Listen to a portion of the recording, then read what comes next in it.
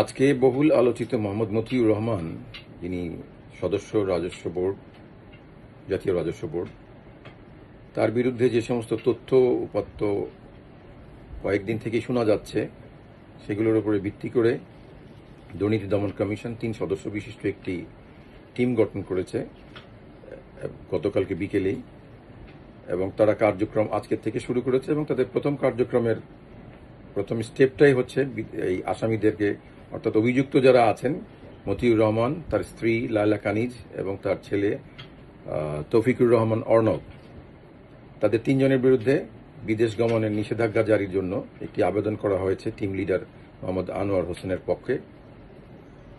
সেটি আমরা বিজ্ঞ আদালতে উপস্থাপন করেছি এবং বিজ্ঞ আদালত শুনানি শেষে তাদের ৩ জনের বিরুদ্ধে বিদেশ গমনের নিষেধাজ্ঞা জারি করেছেন।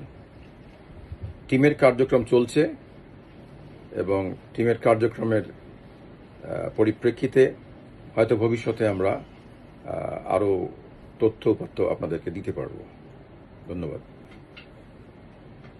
আজকে বহুল আলোচিত মোহাম্মদ মতিউর রহমান, যিনি সদস্য রাজস্ব বোর্ড, জাতীয় রাজস্ব বোর্ড, তার বিরুদ্ধে যে সমস্ত তথ্য উপাত্ত কয়েকদিন থেকে শোনা যাচ্ছে, সেগুলোর উপরে ভিত্তি করে দুর্নীতি দমন কমিশন ৩ সদস্য বিশিষ্ট একটি টিম গঠন করেছে গতকালকে বিকেলেই, এবং তারা কার্যক্রম আজকের থেকে শুরু করেছে। এবং তাদের প্রথম কার্যক্রমের প্রথম স্টেপটাই হচ্ছে এই আসামিদেরকে, অর্থাৎ অভিযুক্ত যারা আছেন, মতিউর রহমান, তার স্ত্রী লায়লা কানিজ এবং তার ছেলে তৌফিকুর রহমান অর্ণব, তাদের ৩ জনের বিরুদ্ধে বিদেশ গমনের নিষেধাজ্ঞা জারির জন্য একটি আবেদন করা হয়েছে টিম লিডার মোহাম্মদ আনোয়ার হোসেনের পক্ষে। সেটি আমরা বিজ্ঞ আদালতে উপস্থাপন করেছি এবং বিজ্ঞ আদালত শুনানি শেষে তাদের ৩ জনের বিরুদ্ধে বিদেশ গমনের নিষেধাজ্ঞা জারি করেছেন।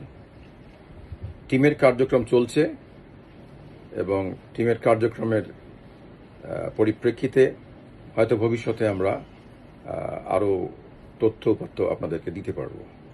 ধন্যবাদ।